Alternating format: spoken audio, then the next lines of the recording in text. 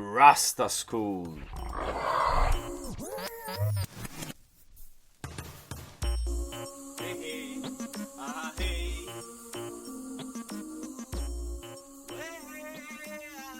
Allora è deciso, ragazzi, andiamo. Se non siamo tutti, non è divertente. Io però quel giorno ci andavo solo per lei. A me del concerto importava relativamente poco, speravo solo di trovarla, ma ci sarei riuscito in mezzo a tanta gente. Una di quelle giornate soleggiate e afose, tipiche dei primi giorni d'estate a Milano. Sembrava che l'intera città si fosse mobilitata per il grande artista e stessero andando tutti allo stadio. Era da poco iniziata una sorta di febbre giovanile che ci faceva ondeggiare inevitabilmente a destra e a sinistra tra le calde note tropicali. O forse era soltanto la fine della scuola che risvegliava in ognuno di noi l'irrefrenabile istinto di godersi finalmente la vita senza preoccupazioni. Anno 1980.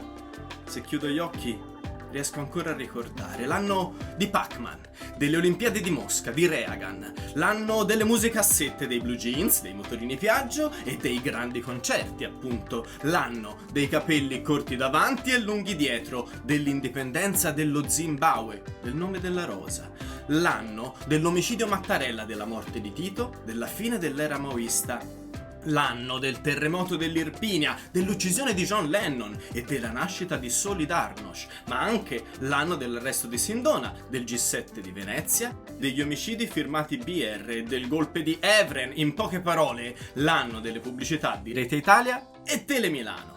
L'anno della strage di Bologna, insomma, e quella stessa sera, all'ora esatta di inizio del concerto, si sarebbe squarciato presso i cieli di Ustica il DC-9 Itavia con 81 persone a bordo, ma io ancora non lo sapevo.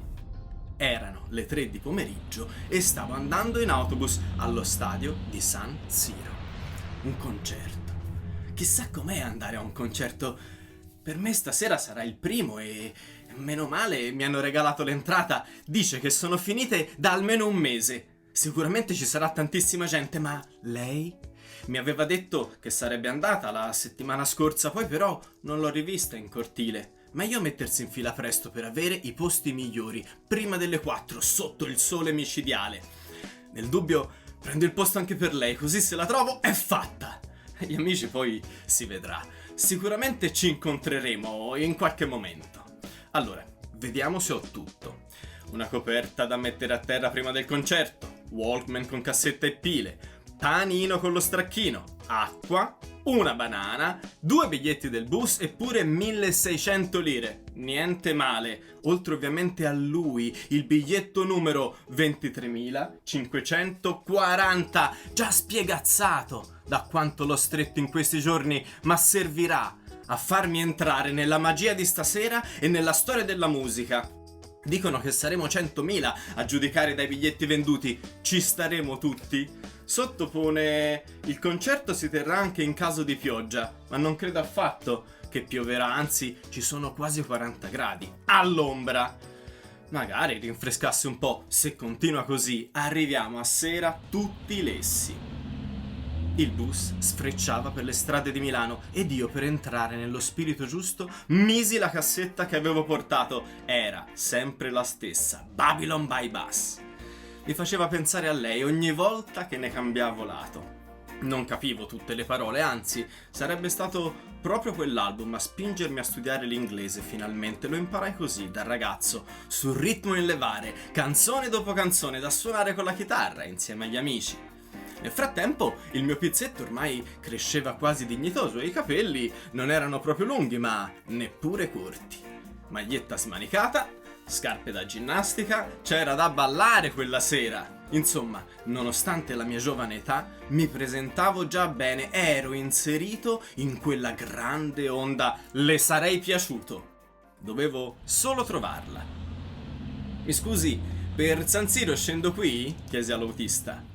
Ma scherzi? devi scendere all'ultima fermata in piazza Xum. Da lì puoi andare a piedi, sono pochi minuti. Altrimenti, se sei fortunato e passa subito, puoi prendere il tram numero 16 e poi scendi al capolinea in via di Sé. Sono 2 fermate, ti lascia proprio davanti. Ma che c'è oggi, una partita? Cosa? Mi chiese l'autista a sua volta.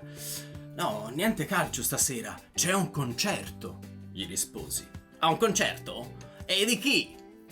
Io non ero tanto sicuro di come si pronunciasse il nome di quel cantante straniero capellone. Comunque, l'autista del bus non l'avrebbe conosciuto, quindi dissi semplicemente: quello lì della radio, quello che canta, famoso, coi capelli lunghi. Ha presente la canzone che va ora? Mi sembra che si chiami I Shot the Sheriff.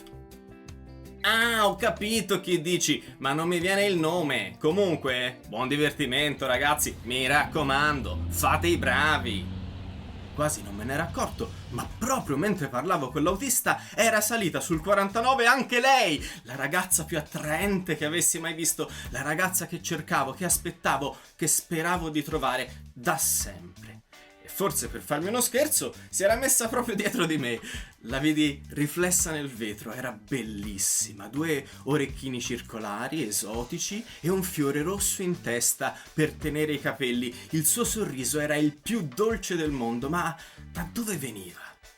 Andavamo a scuola insieme, però lei era nella classe accanto, purtroppo ragazza straniera. Da quando era arrivata faceva impazzire tutto l'istituto.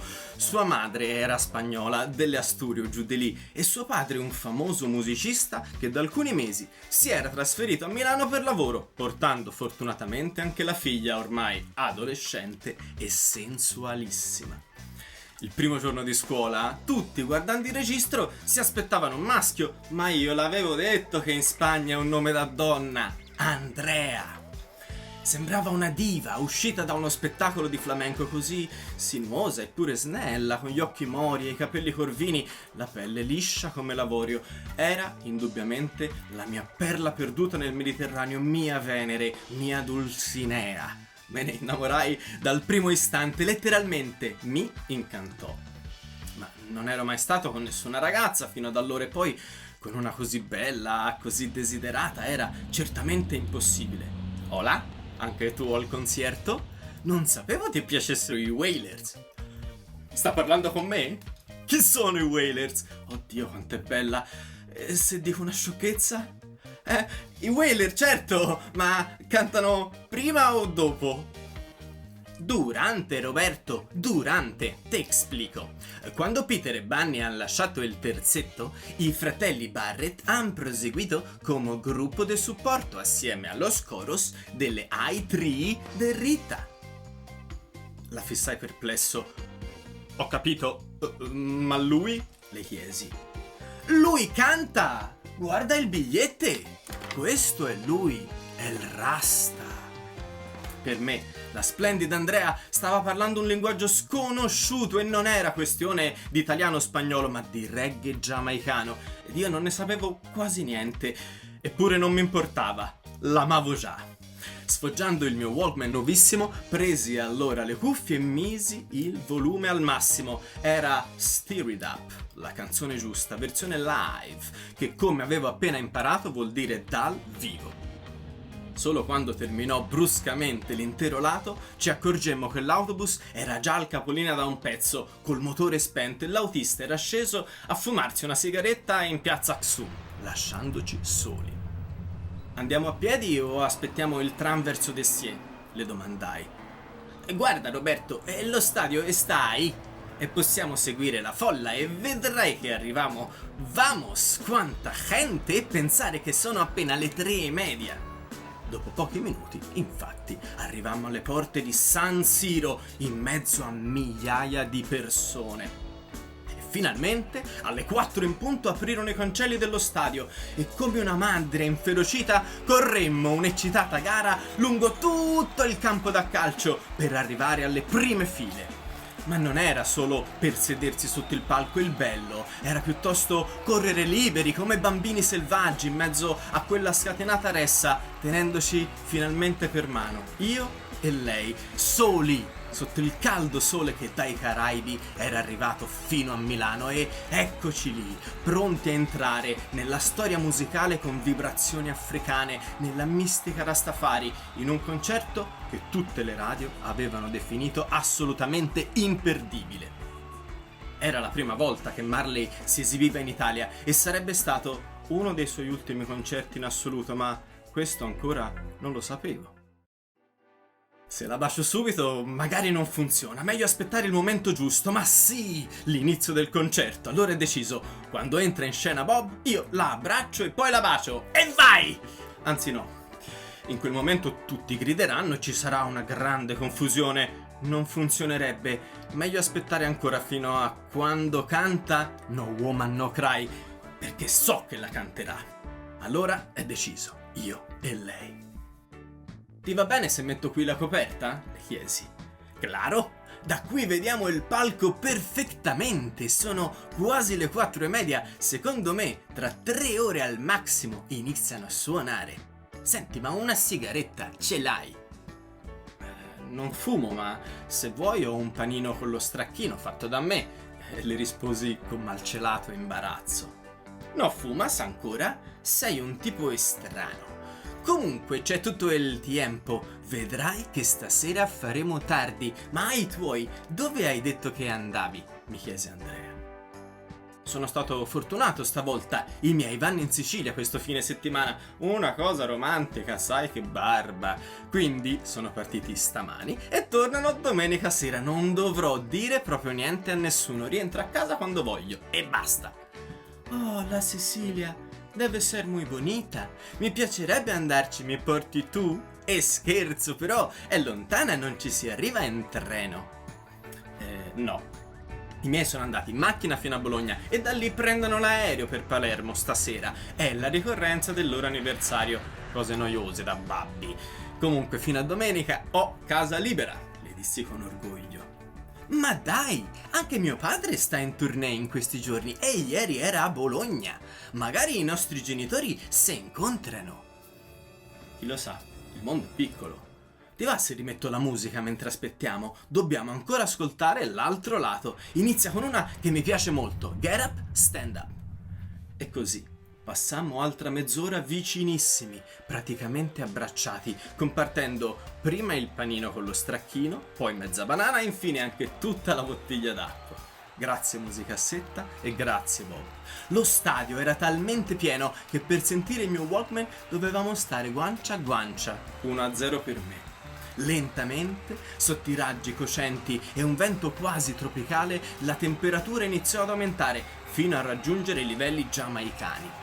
Dai lati dello stadio alcuni idranti spruzzarono getti d'acqua fresca verso il cielo, che furono accolti da tutti con un boato di gioia e una serie di cori scherzosi per la felicità.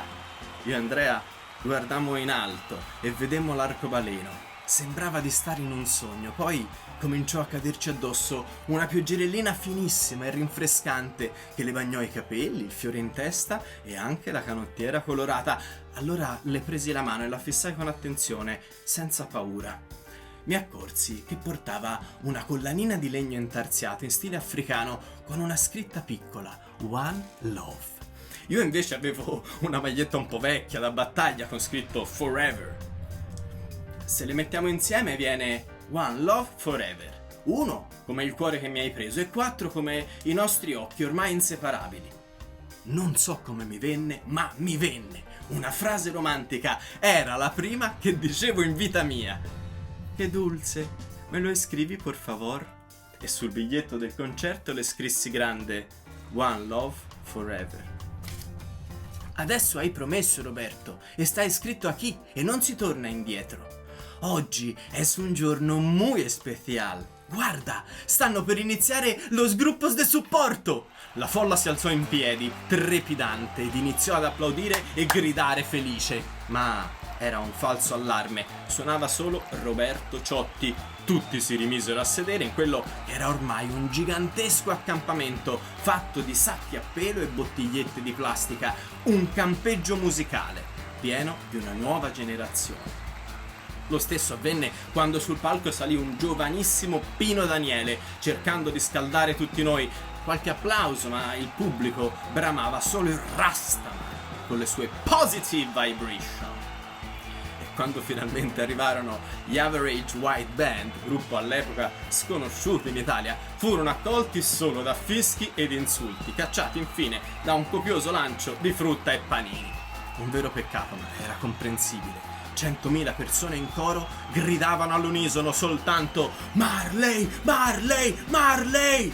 Poi il sole si trasformò in una palla infuocata che lentamente spariva dietro l'orizzonte purpureo e proprio in quel momento entrò in scena lui, il nostro idolo, colui che aveva portato il verbo dei Rasta in tutti i continenti, simbolo e voce indiscussa del terzo mondo, il re del reggae, Robert Nesta Marley, per gli amici Bob.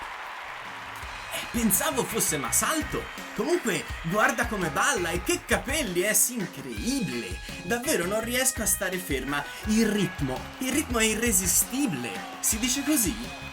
Feci segno di sì con la testa. Il volume attorno a noi era ormai tale che riuscivo appena a sentire le sue parole o i miei stessi pensieri. Vibrava letteralmente tutto il campo, tutto lo stadio assieme alle casse, sotto i piedi di 100.000 persone. Era uno scenario realmente indimenticabile. Sotto l'immagine di Haile Selassie, ultimo sovrano della dinastia salomonica, e accanto alla bandiera con il leone etiope danzava come in mistica trance una sorta di folletto scatenato, meticcio sciamano che ondeggiava i lunghi capelli intrecciati a tempo di musica e faceva sobbalzare anche tutti i nostri cuori, 100.000 cuori come uno solo, battendo all'unisono sul ritmo del reggae. Un faro lo illuminò e nello stadio si accesero 100.000 accendini che lo accolsero con il calore che si meritava.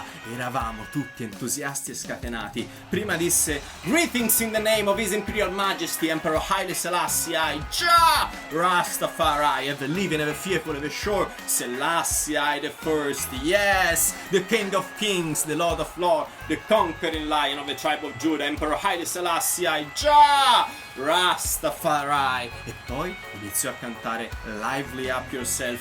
Io e Andrea ci tenevamo per mano, ballando assieme sul ritmo del reggae, senza pensare, spinti solo dalla musica e dal calore di tutta quella gente, attratti da una forza misteriosa e imperscrutabile, come due satelliti che orbitavano congiunti attorno a quel palco, a quel cantante.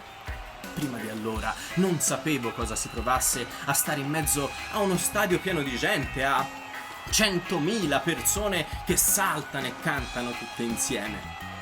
È come nuotare in un mare in tempesta, di esseri umani riuniti in gran festa, le dissi sorridendo. Prima non sapevo com'era un concerto vero con quell'atmosfera vulcanica e scoppiettante, quella densa nebbia profumata, quell'odore di gente, allegria e sudore, quella voglia di cogliere l'attimo. E soprattutto non sapevo cos'era l'amore. Poi inizia la canzone One Love e Andrea, che sino a quel momento era stata come ipnotizzata solo dal cantante, si volta finalmente verso di me. Provo a cingerla timido con le braccia e lei sottilmente, quasi involontariamente, sfiora le mie labbra con le sue. Esperienza mistica, vibrazioni assai positive. Ci siamo! Mi sussurra: "Te gusta?" Annuisco estasiato. Lei si riferiva al concerto ovviamente, ma io le rispondo un sì generico, col più grande sorriso della mia vita stampato in faccia. Il cuore mi stava esplodendo in un grido di gioia. Stavo maturando come un mango al sole, ero folle di lei e volevo che quel momento non finisse mai. Ma quando arrivano Woman No Cry, pensai, e proprio in quel momento una mano, dalla folla, le passò una sigaretta già accesa. Ne aspirò generose boccate mentre io la guardavo, perplesso. "Vuoi?" mi chiese. Io non so cosa rispondere, non avevo mai fumato, mai stato a un concerto e, a dir la verità, neanche mai baciato una ragazza. E del resto avevo solo 14 anni, proprio come lei. Rimango dunque in silenzio e la guardo senza parole. Allora lei, ammaliante e disinibita, aspira voluttuosamente un'ampia boccata, poi mi si avvicina rapida e con dolcezza soffia tra le mie labbra un fumo fresco e denso, il cui sapore mi rimase in bocca per sempre. una specie di respirazione bocca a bocca che mi regalava una nuova vita. Tecnicamente non so se era un bacio, ma l'effetto fu un vero e proprio gong. Continuammo a ballare, rimanendo abbracciati in un'infinita spirale di suoni e colori, senza perdere il ritmo neanche un istante, mentre dal palco iniziava Jamming. Era davvero una serata speciale e proprio quando tutto lo stadio stava tenendo l'accendino in alto come 100.000 fiammelle in un gigantesco presepe, comparve tondissima e perfetta un'immensa luna rossa che nessuno aveva mai visto prima nel cielo di Milano.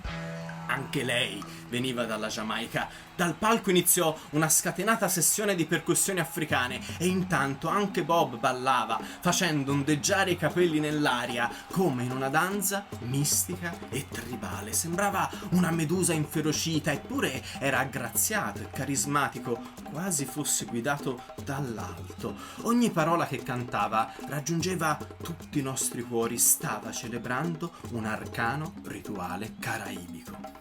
Io e Andrea eravamo praticamente incollati e in mezzo a quella folla in delirio potevo benissimo sentire il suo corpo muoversi a ritmo col mio. Ma non avevi detto che dovevi trovare tus amigos all'inizio del concerto? Non sarai mica venuto da solo? Accidenti, aveva proprio ragione. Mi ero completamente scordato dei miei amici dal momento esatto in cui l'avevo vista sull'autobus. Ma che importava? Ormai avevo lei. Pensai, sono venuto cercando te. E invece dissi, e tu?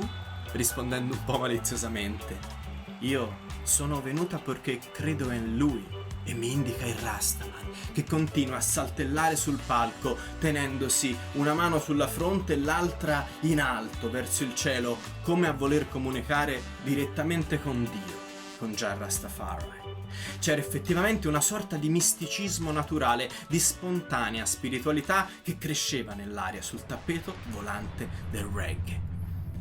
E se avesse ragione il giamaicano, se l'imperatore d'Etiopia Haile Selassie, generalmente chiamato Rastafari Makonnen, rappresentasse davvero la seconda venuta del Cristo, se l'Etiopia, la cui bandiera regale mi stava quasi ipnotizzando, fosse realmente la terra dei padri dove tutti dobbiamo andare, come dice il libro Kebrenegst. Ero confuso. I miei pensieri adolescenziali mi spingevano verso un desiderio di ribellione che per niente si accordava con l'idea di monarchia, di decalogo, di preghiera e di miracoli di cui parlava quella musica sincopata. All'inizio ero andato al concerto solo per divertirmi. Eppure ogni istante che passava mi sentivo più attratto da quelle canzoni, da quei simboli, da quell'irrefrenabile ritmo e soprattutto da quell'uomo di incontenibile energia. Mi sembrava che tutto ciò che diceva fosse perfetto. Babilonia, il tuo trono è caduto, suonava Rastaman Chant. Vola a casa verso Zion.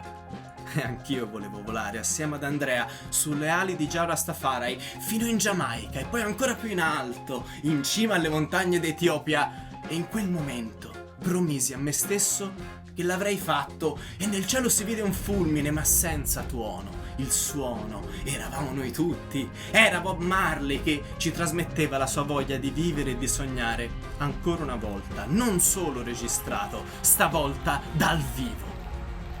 Poi fece un attimo di silenzio e cambiò chitarra. Stava arrivando il momento che tutti noi aspettavamo. La luna era sempre più alta, gigantesca e rotonda, tanto che come un faro illuminava lo scenario e il suo microfono. This song is dedicated to all the lovers, you know.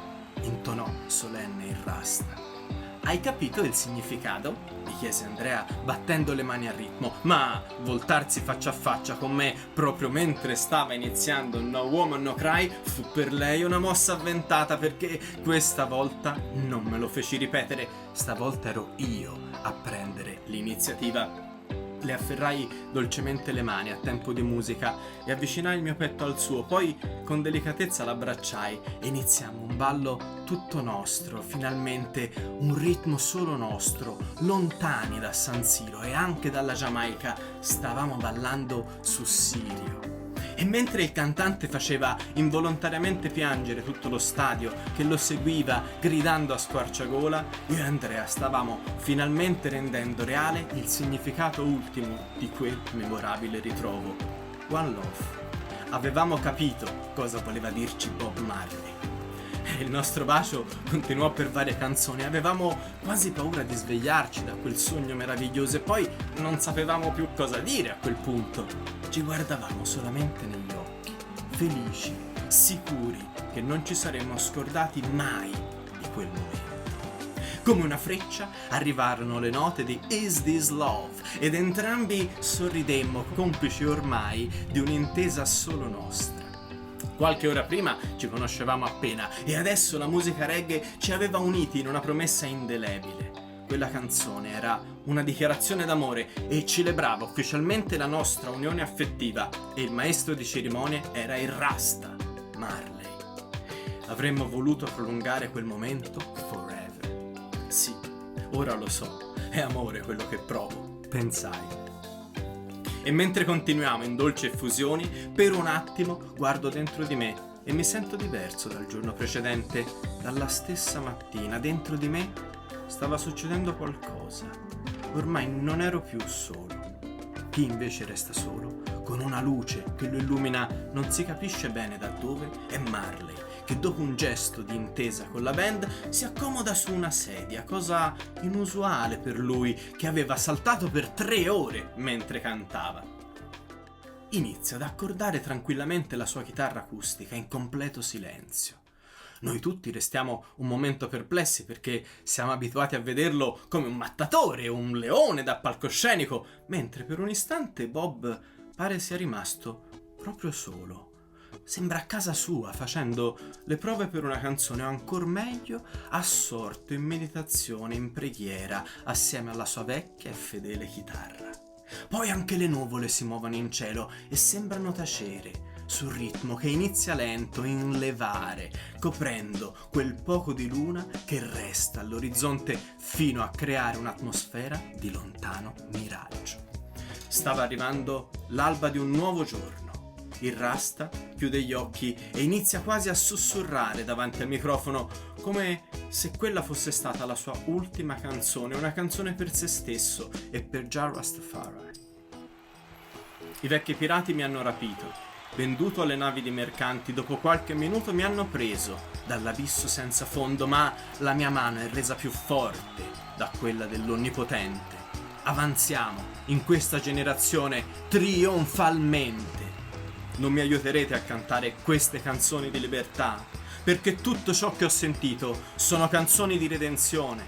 Emancipatevi dalla schiavitù mentale, nessuno, tranne noi stessi, può liberare le nostre menti. Non abbiate paura dell'energia atomica, perché nessuno di loro potrà fermare il tempo. Per quanto tempo uccideranno i nostri profeti mentre rimaniamo inerti a guardare? Alcuni dicono che questa è solo una parte. Dobbiamo completare il libro. Era Redemption Song ed effettivamente Bob la intonava verso Jah Rastafari con una voce sottile e umile, la voce degna di un vero re. Noi non lo sapevamo ancora quel giorno, ma lui sì. Per quello sembrava che col suo sguardo volesse ringraziarci uno ad uno e salutarci, perché senza di noi lui non sarebbe giunto sin lì, né si sarebbe diffuso ovunque il verbo Rastafari sulla musica reggae di Jah. E questo lui lo sapeva. Sapeva anche di essere malato di carcinoma maligno e di non volersi curare con i trattamenti chimici proprio in virtù della sua fede rasta, né tantomeno di volersi amputare il piede ormai in cancrena, perché voleva essere a immagine e somiglianza di Jah e forse aveva già compiuto la sua missione. Sapeva che quella data a Milano sarebbe stato uno degli ultimi concerti della sua carriera e per questo non si risparmiò una nota, né un solo accordo. Ci regalò anzi tutto il suo cuore, come a dire: io vi ho portati sin qui, adesso proseguite da soli. Questo stava chiedendo lo strano giamaicano saltellante, niente di più semplice, di volersi bene. Lo cantava nei suoi dischi, nei suoi memorabili concerti, eppure quel messaggio di pace era così difficile da mettere realmente in atto nello scenario sociale e politico. Forse per questo ci cantò Redemption Song. Voleva che lo aiutassimo a cantare, che completassimo il libro con lui. Cosa c'era di sbagliato nella fratellanza universale? Perché il mondo non poteva essere semplicemente come lo cantava Bob Marley, come uccellini che cinguettano sulla porta di casa o sul tetto di un'Africa finalmente unita? In quel concerto decisi che non avrei perso la speranza mai, che qualunque cosa fosse successa avrei continuato a sognare, a lottare per un mondo dove il colore della pelle importa come quello degli occhi, e l'avrei fatto con amore, con spiritualità, finalmente assieme alla mia regina, Andrea. One love, forever. Quando il concerto finì, credo che di 100.000 persone siamo stati esattamente gli ultimi ad uscire. Bob ci aveva come benedetto con le sue parole, con tutta la sua musica, ed anche quando la musica non c'era più, eravamo rimasti estasiati ad ammirare lo scenario vuoto, sapendo di aver appena partecipato a un vero miracolo. Inoltre, se quel giorno era stato perfetto, non sapevamo ancora come sarebbe andato tutto il resto da quella sera in poi. Magari Andrea avrebbe fatto finta di non vedermi nel cortile della scuola, forse era solo il divertimento di una sera, pensai. E invece quel concerto ci unì più di quanto avremmo potuto immaginare. È stato fantastico, la noche più incredibile de mi vida. Gracias, Roberto. Sapevo che eri speciale. Allora, da stasera non tagliarti più i capelli, mi raccomando. E poi, se trovi la cassetta nuova, me la puoi scopiare. In cambio, io ti porto Survival. Allora ci vediamo lunedì a scuola, ok? Se ti va, chiamami domenica, dammi il biglietto che ti scrivo il mio numero. Un beso, buenas noches. Ma quella domenica non ci sentimmo, né lunedì eravamo a scuola. Nessuno dei due. Solo quando lessi sul giornale anche il cognome di suo padre, presi il telefono e la chiamai. Dalla sera del concerto sembrava passata ormai un'eternità e alla fine aveva ragione lei. I nostri genitori si erano incontrati. Mentre noi due eravamo al concerto, loro stavano volando in cielo nei pressi di Ustica. Pronto, Andrea? Hai voglia di vedermi? Mi disse che sarebbe tornata in Spagna per un po' da alcuni familiari. Ci misi molto tempo per accettarlo. La chiamai più volte provando a convincerla, ma non ci fu modo, era deciso. Allora mi tuffai, ormai solo, tra le braccia di Marley. Comprai tutte le sue cassette e poi anche i dischi di vinile per poterlo ascoltare in casa in ogni momento. Volevo essere come lui. Era il mio unico amico. Non mi feci mai una ragione del perché avessero fatto esplodere l'aereo su cui viaggiavano i miei genitori. Per molto tempo fui convinto che il vero obiettivo di quella missione omicida fosse in realtà Bob Marley. Era lui che volevano uccidere i servizi segreti americani, ma poi, per qualche motivo, le vittime erano state altre, forse un errore. Mi chiesi allora perché avessero deciso di eliminarlo e mi convinsi che in effetti il suo messaggio era vero. Babilonia stava cadendo, le sue parole inneggiavano alla rivolta e la sua analisi sui tempi era perfetta. Per questo volevano mettere a tacere la sua possente voce. Decisi di diventare rastafariano anch'io e che sarei tornato a vedere Bob appena fosse tornato in Italia. Così, il giorno in cui lessi sul giornale che se n'era andato anche lui a meno di un anno dal famoso concerto di San Siro, fu per me come perdere il padre per la seconda volta. Qualcosa che ti fa crescere troppo e troppo in fretta. Desiderai andarmene anch'io, volare da solo verso Zion. Fortunatamente, proprio quel giorno suonò il telefono. Sapevo che era lei. Hola Roberto, ¿cómo estás? Stamattina ho aperto il periodico e ho deciso che torno a vivere in Italia o dove vuoi tu. Voglio star contigo, possiamo viaggiare por il mondo. Se vuoi, puoi venire a stare in Spagna, che ne dici? Ancora una volta, ero senza parole. Molte emozioni per un solo giorno, mi sembrò di sentire lontano No Woman No Cry dall'altra parte del telefono, o forse solo nella mia mente. Tornai al momento del concerto, quando l'avevo stretta a me, ci eravamo uniti in un bacio che era una vera promessa, più forte dello spazio e del tempo, più forte anche della morte. Senza pensare risposi: intanto vengo da te, non sono mai stata a Barcellona, ti va? Potrei fare il musicista, oppure male che vada insegno italiano, come la vedi? Tanto che ci resta a fare qui? Il trono di Babilonia è caduto, devo volare verso Zion, vado da te, mio amor. La mattina dopo salutavo amici e parenti rimasti e partivo per la Spagna, una nuova esperienza per entrambi in un paese che dopo l'insuccesso del golpe di quel febbraio sembrava promettere finalmente libertà e tranquillità. Mentre mi imbarcavo per Barcellona ancora non sapevo che di lì a pochi anni sarei divenuto amico di Jordi, il rasta che prepara il fuoco nella canzone No Woman No Cry, e sarei andato con lui addirittura in Giamaica, nella casa di Marley, a Kingston, e poi anche nel luogo dove era nato, a Trenchtown. Non sapevo che dopo quel viaggio avrei deciso di andare a vivere in Etiopia assieme ad Andrea e che lì avremmo deciso di sposarci. Perché la vita è come un volo d'aeroplano, come un grande concerto. Solo il cantante sa la prossima canzone. E alla fine ci siamo sposati in Etiopia, con rituale ortodosso Tewahedo, secondo gli insegnamenti della chiesa etiope e di Haile Selassie. E abbiamo avuto poi ben 3 figli, uno più bello dell'altro, Adam, Emanuel e il piccolo Salomon. Io mi sono dedicato alla musica e alla scrittura perché volevo aiutare Bob a cantare le sue canzoni di libertà e a completare il libro. Mia moglie si è dedicata a realizzare reportage fotografici sull'Africa e mi ha aiutato non poco a crescere i nostri splendidi figli.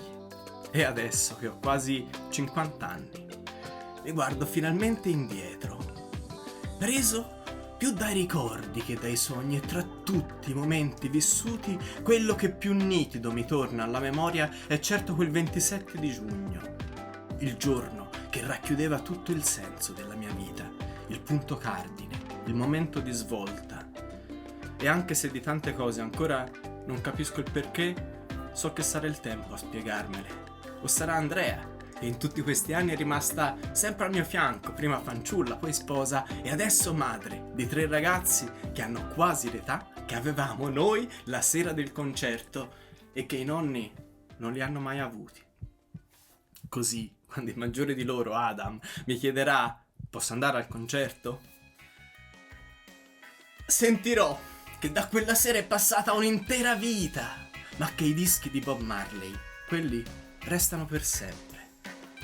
Canzoni di redenzione e canzoni di libertà. E allora quella sera accompagnerò i ragazzi al concerto e poi tornerò a casa da mia moglie, prenderò Babylon by Bus, vinile possibilmente, e quando l'ascolteremo assieme ci abbracceremo e per tutta la durata del disco sarà come tornare a quella sera di Milano, sarà come essere per sempre ragazzi, un amore, un cuore, stiamo insieme e stiamo bene. È amore quello che provo? Sì, adesso lo so. Grazie per l'attenzione. Rastafari.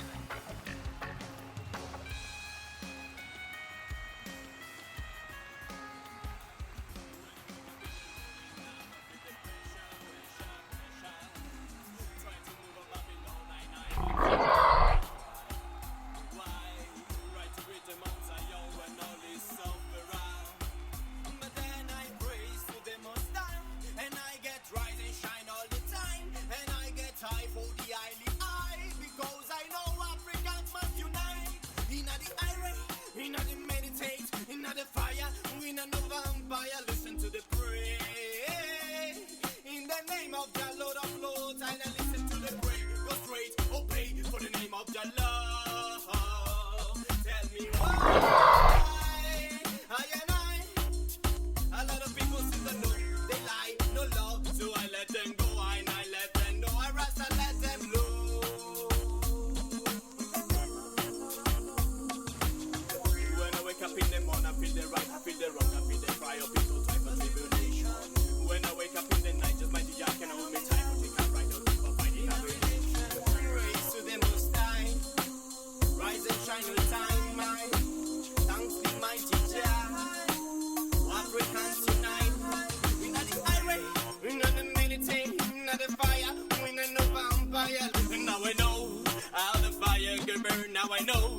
power to destroy the illusion. Rasta know how to move out of Babylon. Judge I know mission is going on Zion. Pray. Listen to the prayer, go straight, obey for the name of Jah Lord. Tell me why. A lot of people still don't know they lie in the love, so I let them know and I let them go. I Rasta let them know. But Jah is love, Jah is life, thanks and praise to the Most High. Jah is love, Jah is life, thanks and praise to Rastafari. Jah is love, Jah is life, thanks and praise to the Most High. Jah is love, Jah is life, thanks and praise to Rastafari. I now listen to the pray, the straight, obey for the name of Jah Lord. Why? I and I. A lot of people still don't know they lie, no love, so I let them